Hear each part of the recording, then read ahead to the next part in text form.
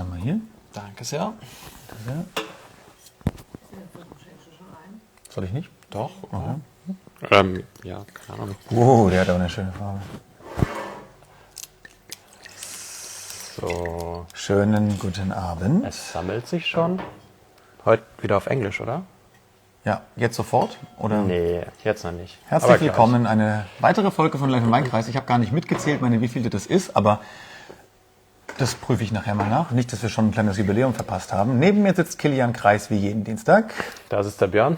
Hi, freut mich. Und da sitzt wieder ihr. Wir starten in die neue Woche. Es vergeht so schnell, dass ich irgendwie kaum hinterherkomme und immer schon so wieder so ein bisschen mich frage, was ist die letzten 6, 7 Tage passiert? Leider nichts Gutes, wie wir wissen. Deswegen lenken wir uns mit einer schönen Flasche Wein ab. Wir trinken von einem besonderen Brech weg kurz, denn wir holen sie gleich erst dazu. Wir sind heute in Spanien unterwegs, wobei es eigentlich fast Portugal ist. Wir sind in der Region Galicien, Anbaugebiet Ribeiro. Oh Ribeiro. Gott, das lasse ich heute lieber. Und wir trinken einen ganz, ganz besonderen Wein, der da heißt Abadía de Gomariz. Warum der so besonders ist, wird uns natürlich nachher die Inma noch erzählen. Was ich verraten kann, ist, dass wir hier nur autochthone Rebsorten im Glas haben, die es eigentlich auch nur in der Gegend gibt. Und vielleicht kann man das auch sagen, ohne dieses Weingut vielleicht auch gar nicht mehr geben würde teilweise, weil ich glaube doch in den 70ern da sehr viel getan wurde, dass diese autochthonen Rebsorten wieder ein bisschen in den Vordergrund gebracht wurden von Weingutgründer Ricardo. Den Nachnamen versuche ich gar nicht erst. Kilian, was genau hast du uns denn ausgesucht heute? Ja, ich habe ausgesucht einen schönen frischen Rotwein.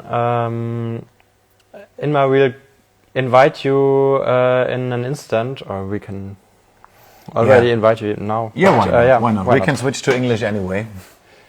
Okay. Also ich habe ausgesucht den Abadía de Gomariz, weil das vielleicht ein Rotwein ist, den man nicht so auf dem Schirm hat für Spanien. Man kennt ja eher diese Wuchtbrummen aus Rioja, aus Ribera del Duero. Jetzt bin ich zu blöd, hier den Namen zu schreiben. Hier. Und man kennt ja vor allem auch aus Galicien jetzt nicht unbedingt super viel Rotwein, ne? Nee, Also, genau, aus Galicien kennt man eher die Alvarinhos. Hi, hello. Hello. Good Hello. evening. how are you tonight? Very well. Sorry, it's my knowledge of this new media is still short. It's better than some other winemakers we have. Oh, it's way better. It's way better. And don't worry. I'm sure this new technology will go anytime soon now.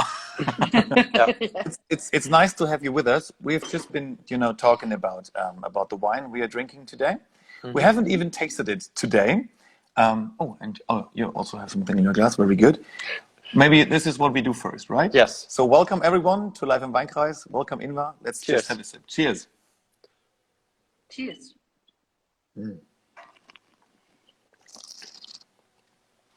Well, it's really easy. It tastes good. Tastes good. Okay. Yeah. It doesn't taste that old. It's 2015. I mean, It's not old. it's 7 years, right? Oh yeah, it's 22 already. Yeah. It's very fresh. Very fresh. Yeah. The acidity is beautifully worked in.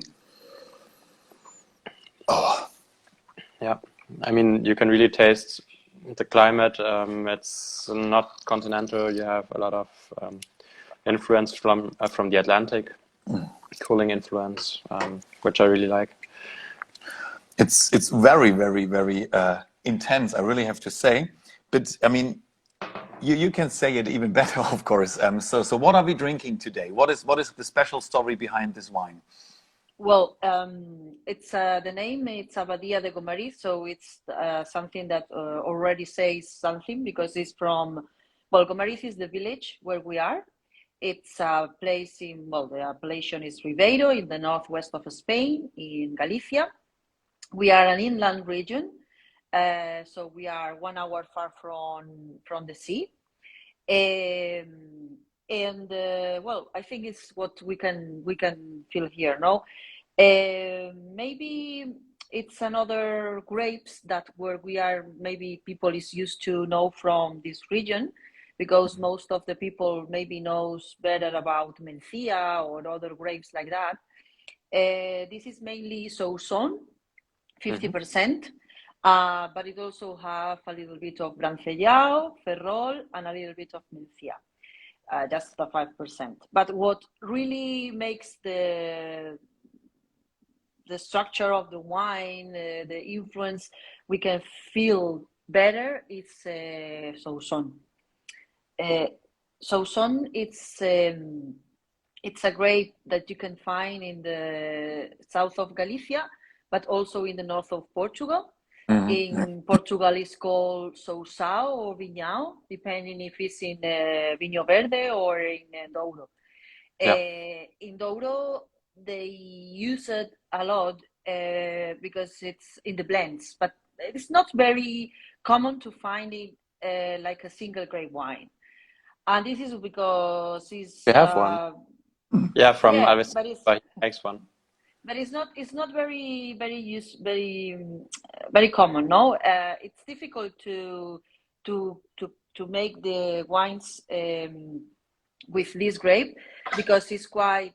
I mean, has a big structure, as you can see, a lot of color, a lot of tannin. Well, first we have beginning saying that it's a very small bunch with a small, very tiny grapes. So the proportion of skin in the juice is very big. It means that has a lot of color, lots of natural tannins, and very high acidity itself. That's why maybe in Douro they use it to blend because Sauzon gives that extra acidity or extra power, we can say, to the blend. And this is a grape that sometimes can feel like a little bit rustic, we can say, because it's if it's not very well ripe, it has this idea, no? The tannins is too tannic and strong. But in Gomariz, we found it that with this grape, we can make wines to keep, wines that has a huge potential of aging. And as you can say, it's 2015, but you don't feel it like an old wine, no? It's still very fresh. And this is because of this grape that I think it has a huge and beautiful potential. And when we started making reds in Gomariz, it was in the 2000s, 2002 exactly. And we thought that with Sauzon we can really make wines that you can age and you can drink and still express that Atlantic. I don't know why it's the phone gone. Do you see me now? Yes, we see you, and we can hear you. All right, and this is it. I mean, we make this wine with aging 12 months in barrels. Well, in 2015 we started with 500 because we wanted something a little bit more with more volume to not to interfere too much the wood, and we have more fruit and more elegance. No, that's what we are looking for. So this means, sorry. Sorry. This means that 2015 is only the beginning for the career of this wine, for the life of this wine, so to say. So I can put it in the cellar for a couple of more years. For sure. I mean, it's even difficult for us to say what's the life of this wine, because when we open some bottles of, I don't know, 2004, 2002, it's still a lot of freshness, a lot of fruit. The life is very long, very, very, very long. It's even for us, it's a surprise. All right. Wow. How was the 2015 vintage in general in Galicia? Well, for me, 2015 was one of the best vintages actually in this decade, we can say. The last 10, for sure, 20 years is one of the best, because it was one of that vintages where everything happens perfectly at the moment it has to happen. I mean, it was raining when it should be raining, and it was hot when it should be hot. What a wonder. Yeah. Magic. Exactly. It's one of that vintages where the winemakers doesn't really have much to do, just to keep what they have in the vineyards and bring it to the bottle. It's not the hand of the man, just the important thing here. Is that one of the perfect vintages, I think, and that's why it's so balanced and still so fresh with this at this moment, I think. Almost With low pH. Here. Maybe not. Maybe but not. I know that it wasn't boring because all of the people at Gomariz, they like to eat. And Yeah. I know you've got great restaurants there. So all right. if you go to a restaurant and have a bottle of Abadía, what kind of food would you order? Well, in this here one, and you know well because you were here. The most famous thing here in our village is pulpo, the octopus. Is the most well-known recipe. Everybody that comes here to, especially a village called Ocarvalliño, where is the most famous pulpo in Spain, in Galicia. What is really funny, because we are not close to the sea, we are a little bit more inland. Yeah, but it's something related to the history of the region. No, here the monks established, and they were the guilty that we have very good wines as well, and also they had like properties in the sea lands that they bring the pulpo, and now that tradition was kept for centuries, and it's the most famous people making octopus, because the thing that is with octopus is like here is like a party. So the tradition of making pulpo is something that is going into families and families for many generations, and they make the octopus in all the rest of the villages of Galicia. They are like gypsies going to the little villages, making pulpo especially Sundays in the afternoon, and something they cook in the streets. It's the first food trucks we had in Galicia. Yeah, it's something very popular that everybody, in the past it was before going to the service of the church, or after. They join with their families or friends and eat some pulpo and drink wine. That sounds perfect. Isn't it pulpo a la gallega? Yeah. Is it the version, with the chopped pulpo with the potatoes? Well, the potatoes is not exactly. The potatoes is something that came after. All right. Here is without potatoes. I mean, potatoes is something you can eat with if you want, but the real recipe is only pulpo. Only octopus, just cut it with salt, olive oil, and paprika. This is the real. I don't need the potatoes. No, the potatoes is just to make it cheaper. Yeah. Wow. And I guess this wine would go well, but I think that your white wines will go amazing with pulpo as well. Oh yeah. Yeah, I think most of the time people eat, because pulpo is like fish, or I don't know, it's like fish, of course, it's fish. But it's more traditional in the rest of the world with white wines.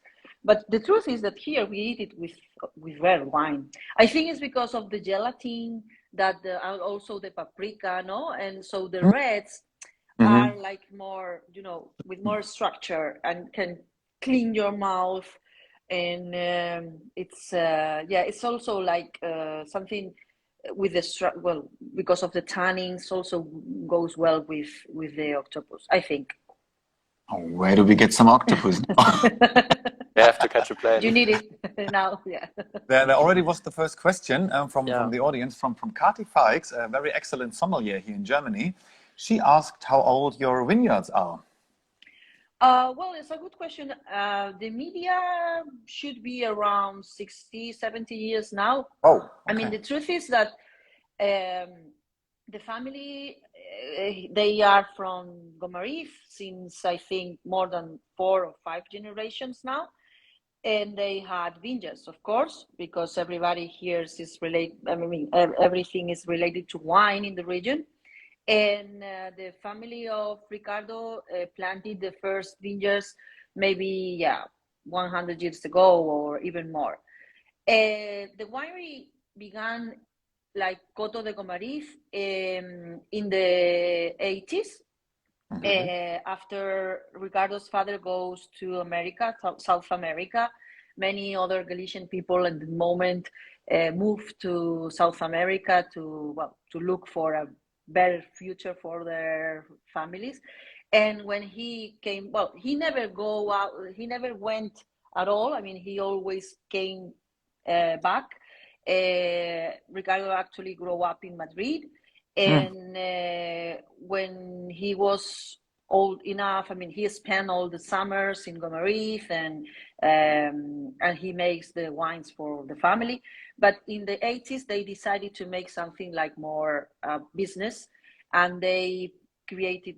They founded the vineyard, the winery, and they started planning also other vineyards. Nowadays, we have around 30 hectares of our own, and the youngest were planning between 2002 2003.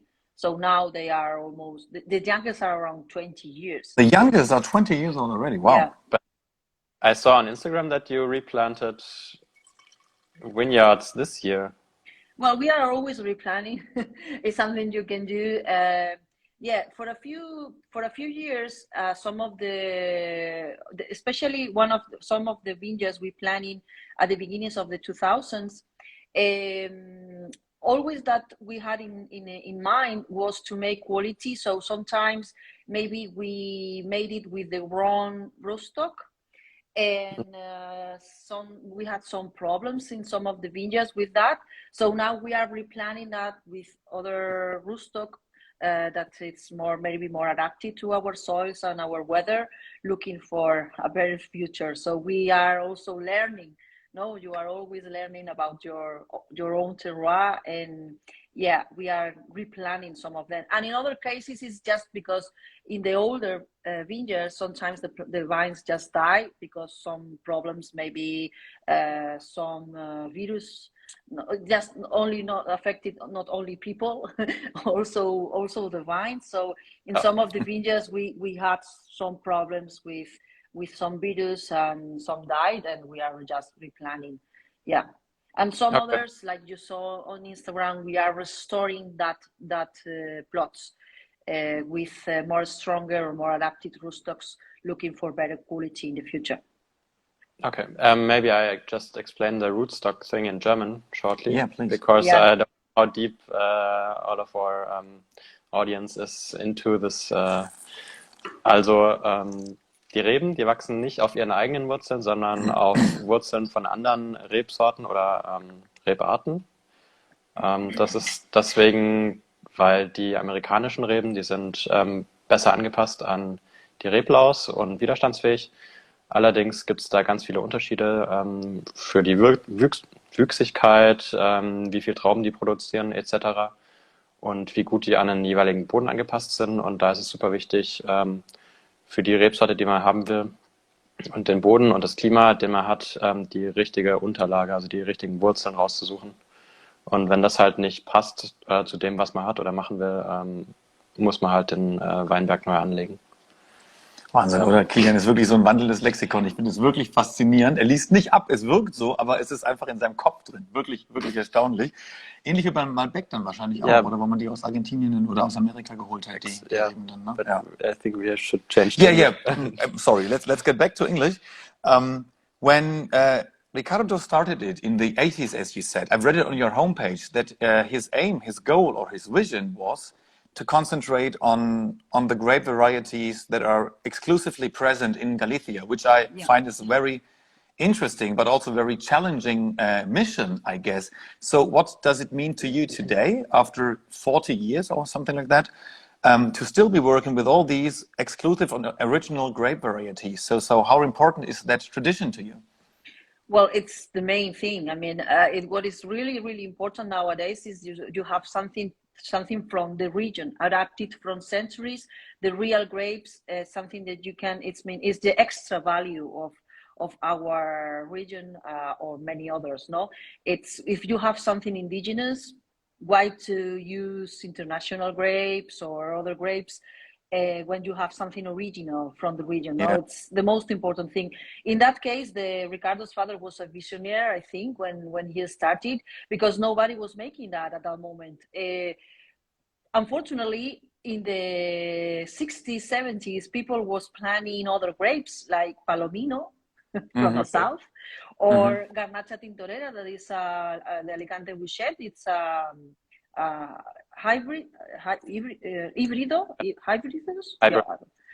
Yeah. So it's just because people, I mean, in that moment, the region was very known, and people wanted just to produce volume instead quality, so they didn't care. And so they made a great effort in that moment, planting just local grapes. The local grapes produce less. The production is much less than, I mean, a bunch of Palomino is that big, and a bunch of Treixadura is this big. So yeah, they are also very sensitive to all the illness like oidium, mildew. So it's harder to work with local grapes than the others. But for sure, I mean, the wines are very special, more exclusive, much more, I mean, they express better the terroir. And I mean, the truth is that the grapes, the real, I mean, the indigenous grapes never disappeared because people was not so ill or so stupid. So they keep the local grapes for their own wines. So they produce other grapes to sell, but for their own wines to drink, they use the local grapes. So it's what really makes the good wines.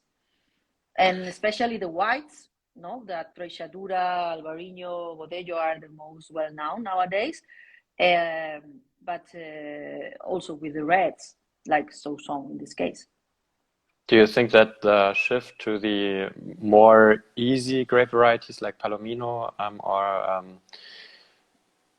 Garnacha Tintorera was because of the structure in Galicia? Because the average vineyard holdings are, I think, half a hectare, and most people sell the grapes to cooperatives.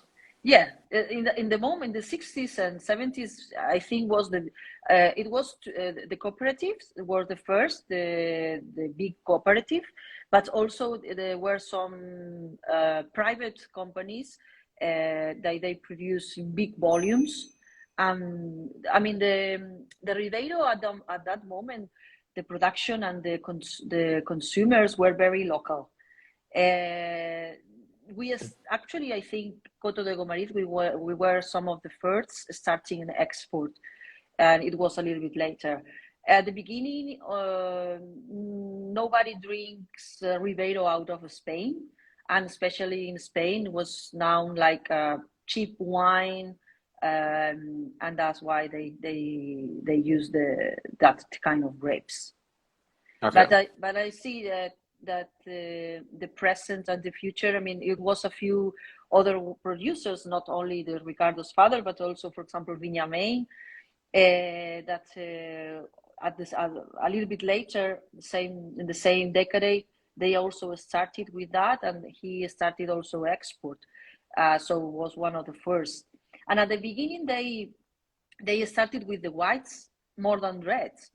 What I think, and it's my personal opinion, it was because at the 80s and 90s, it's also when Rías Baixas was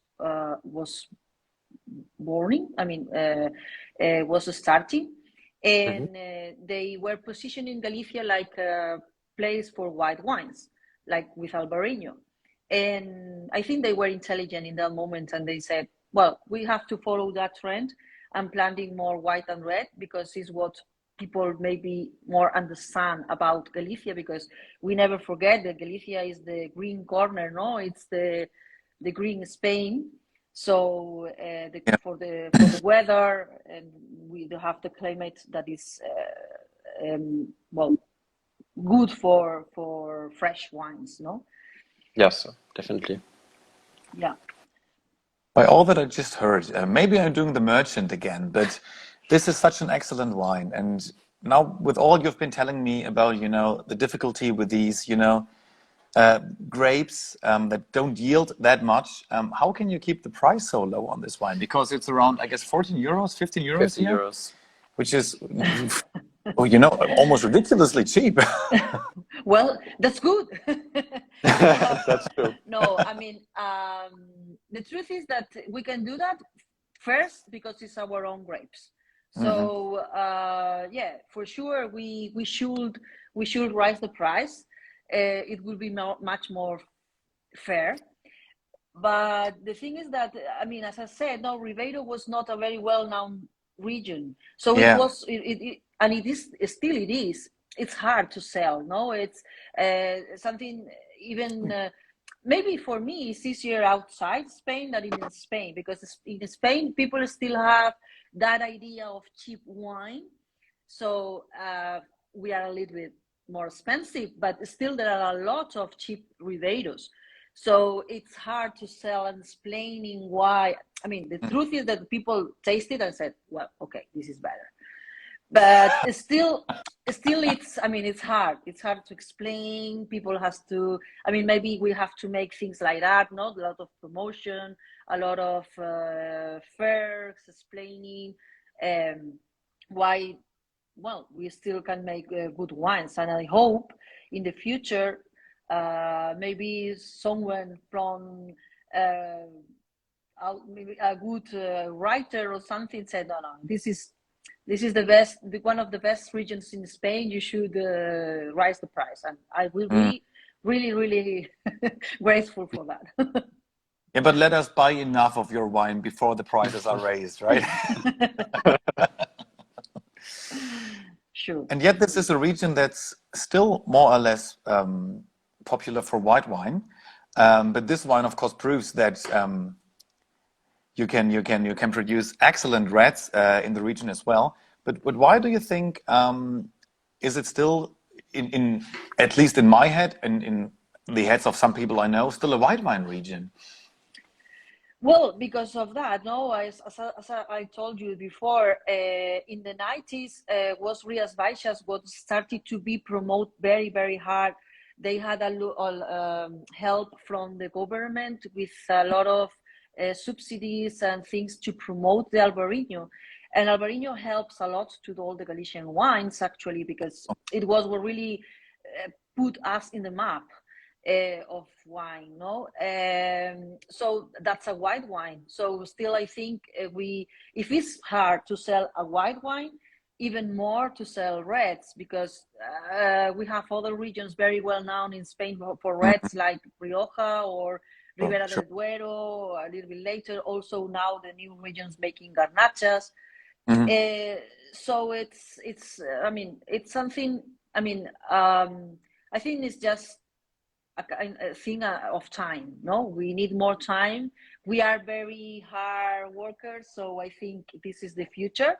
I mean, the reds, I mean, I love the whites. I mean, I don't want to say our whites doesn't deserve that, because it's not true. I mean, it's fantastic whites, but the reds is something to discover. It's something more still residual. I mean, still much less production. I think actually maybe we are between the wineries that probably we produce more reds, because from the very beginning of the winery we are very, very hard working in the reds.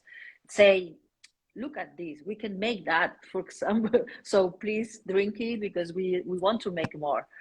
And yeah, it's but we always are, I mean, we have to have the feet on the floor, no, and to know what we are, where we are. And we always want to be also, well, related to the previous question about the price, we have to be honest, no? And we prefer going step by step and making things. I think in this sense, I hope this is the future. And speaking of the whites, I mean, you have some other very exciting wines in your collection, right? One has a big X on the label. It's the Gomariz X. The Albarino, yeah. Yes. I heard eggs, like eggs. chicken eggs. No, X. Yeah. What does the X stand for? The X comes from the word schistos in Galician language, that it's the soil, schist. So like in the most... Right. Yeah. So that's why. This is a very, very special wine because it's an Albarino from Ribeiro. Most of the Albarinos you will taste are from the coast, from Rías Baixas. So this is something very special. I mean, sommeliers love it because it's quite different from the others. No, it's the difference is the region. No, you can have a more balanced acidity than, for example, that the Rías Baixas wines, where sometimes, not all the vintages, but some vintages, maybe the weather near the sea is harder, it's much more rainy and they can have problems of ripeness. And we are the real wine region, actually. I mean, the big history about wines regions, even that is not known still, but I mean, history sometimes is not fair. And you need to explain. That is true. But yeah, when you make wines there, I mean, when I started in Ribeiro in 2009, and I came from, I was making wines also in Rías Baixas and then also Valdeorras. And Ribeiro is like everything has sense. I mean, that's why. I mean, the proper grapes, but the place is always the place. I mean, it's one of that places in the world to make wines, where everything has sense and everything is balanced, no? Because in other regions, sometimes depending on the vintages, and also, we have to have in mind that now with the weather changing, the world weather changing, other regions that were difficult to produce wines in the past now is more kind. Yes. But still, Ribeiro has that natural balance to have. Rain, of course. We are in Galicia still. I mean, it's the green Spain. And it's more rainy than Rioja or than other regions in the south of Spain, for sure. But still, Ribeiro is a little microclimate where it's not so rainy than the rest of the parts of Galicia. And we have sun enough. I mean, I always explain that Ribeiro is like if you have a piece of Mediterranean weather and you put it in the middle of Atlantic region. So it's a microclimate. It's a place surrounded by mountains, a little bit deeper. So it's a little oven, no? Everything is warmer, drier than the rest of Galicia, and that's why we can make wines easier. Yeah. So maybe just for our viewers, where you are at, I think you're at 300 meters of altitude. Maximum, yeah. We are with Gomariz is between 150, 350. Okay, more or less. But directly at the coast, the mountains go up to 600 meters. So when the weather arrives, it basically always rains on the coast, and then you're not so far in. You said 1 hour from the coast.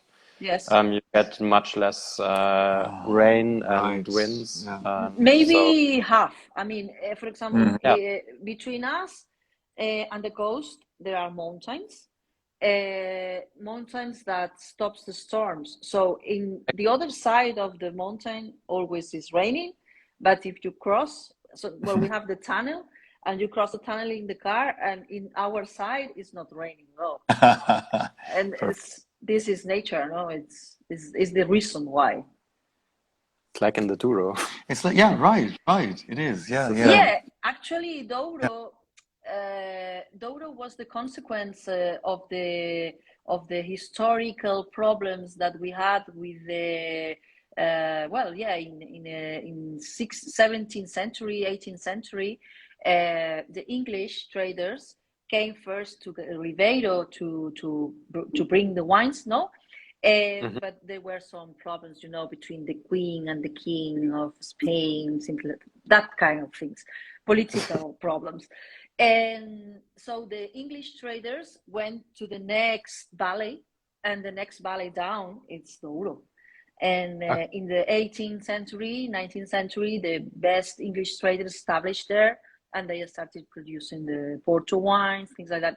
I think actually, I don't, well, because in the past nobody talks about the kind of wines they made, and unfortunately we don't have any samples. But I'm sure that the wines in the past here were fortified as well. Sure.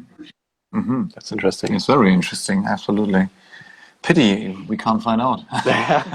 Maybe if somebody has some pre-18th century Douro or Ribeiro, you can share the bottle with us. Write us an email, yeah, please. I never find it, but it would be amazing, yeah. We had the barrels, the big tunnel barrels. They use it with the name of the English traders writing on them, so that's true. Wow. Yeah. But the wines they made, unfortunately, we haven't. We haven't. That's a pity.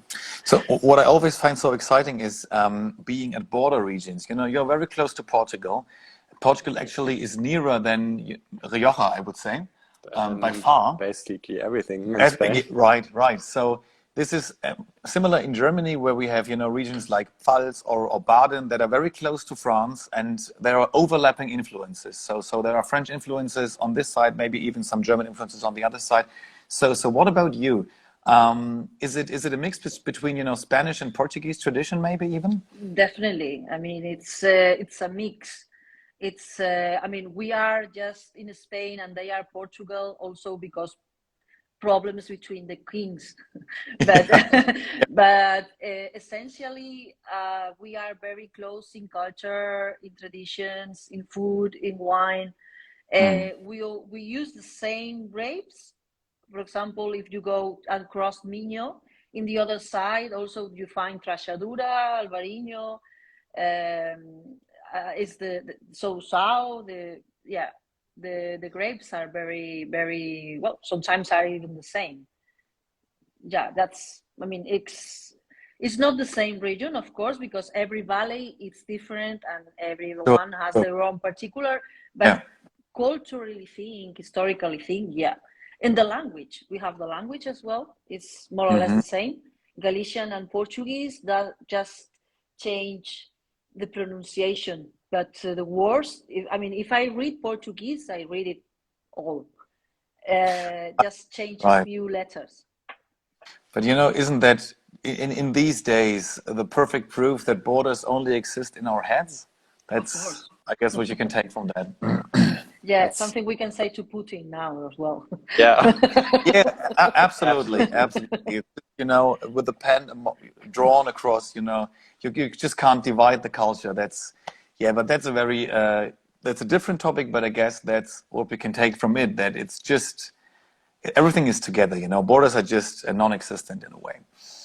Definitely, yeah, you are absolutely right. And in the wines, it's just a matter of the passport, but our passport. But the grapes, they don't have passports, so it's more or less.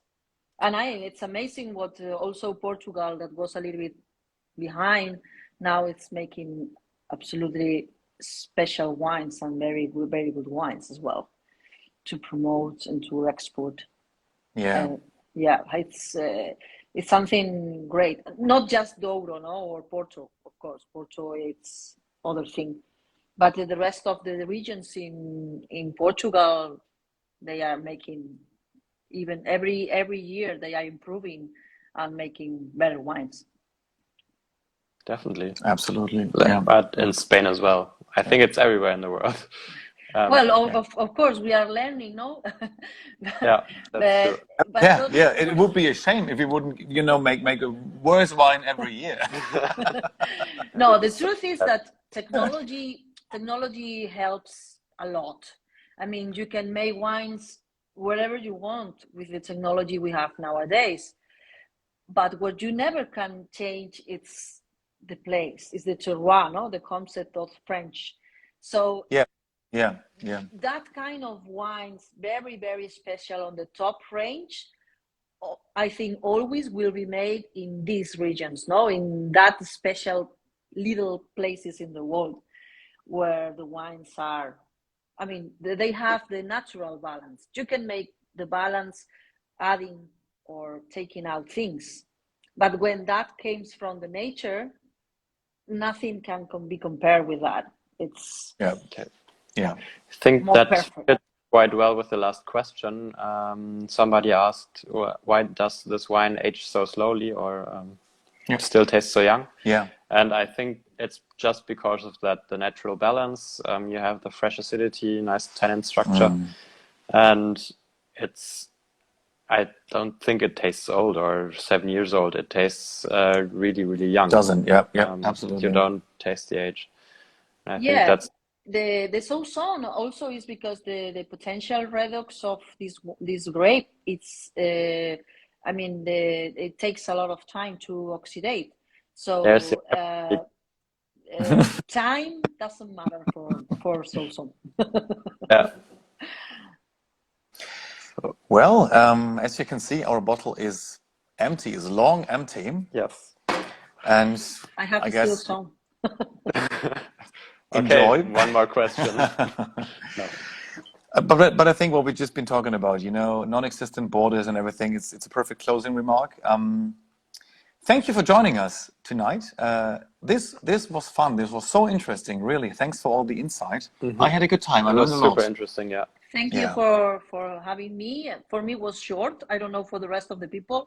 I hope they never get bored with all my words. I'm sure they don't. No, not tonight. No. we have other wines, so we can taste them other day when you want. I'm here for any questions you need. Thank you very much. That'd be great. As always, visit the winery, visit Wein-Kreis for the wines. Last time we were at Gomariz, you were talking about a house that maybe could house guests. No, but well, with the pandemic and everything changed. But Okay. there are a few small rural hotels around. It's not still very popular place, but there are a few places to go and spend some quiet days and having some good wines and good food here. And what's the best time if you want to eat the pulpo? Anytime. Anytime? Okay. Yeah. But for the views, I think for me the best is or spring, because summer is a little bit hot, too much, but also autumn. With the colors of the different colors of the vines, and also we have good weather. So yeah, autumn or of spring, I think is the best. Okay, so everybody go visit Gomariz. Yeah. We'll have some wine. Beautiful. I need a vacation now. Me too. Or some pulpo at least. This is vacation for the mouth. No, you have Santiago is just 45 minutes. It's also a good occasion to visit Santiago or the coast. Yeah, sure. Santiago de Compostela is a nice place. Yeah. Absolutely. Inma, thanks for joining. Stay healthy. Same. Everybody, thanks for watching. And in the words of the late, great John Lennon, give peace a chance. All right. Thank you. Same. Have a good night. Bye-bye. Bye-bye.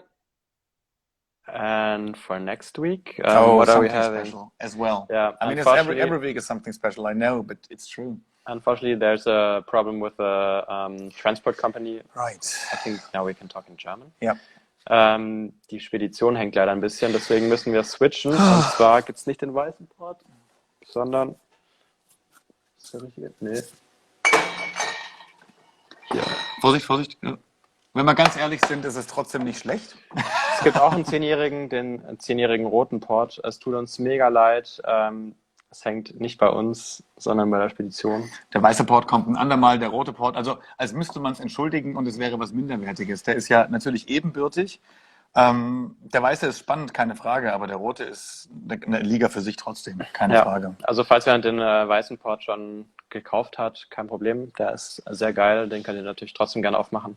Oder 50 Jahre in den Keller legen, auch kein Problem. Ja, der wird nicht schlechter. Ja.